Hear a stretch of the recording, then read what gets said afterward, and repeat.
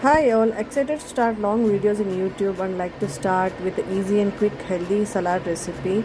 This can be done in 15 minutes of your busy schedule. So before starting the salad recipe, would like to share why the salad is important and that too with multiple veggies and colors. Basically they are loaded with fiber which can help you to feel full for longer period of time and also help you in digestion. Also it helps to absorb more nutrients from the rest of your food, and also it has keeps you hydrated, and also it good for gut health. So in today's salad I have added onion, different colors of bell peppers, beans, carrots and mushrooms for protein dash, and also some pieces of garlic. So I have cut them into slices and added garlic in the first with olive oil, then sauteed for some time, then I have added onions and sauteed for a few minutes, and then added the rest of the veggies.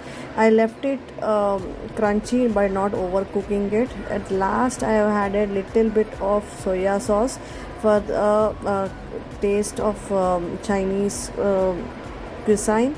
So this is my salad. Have it, enjoy it.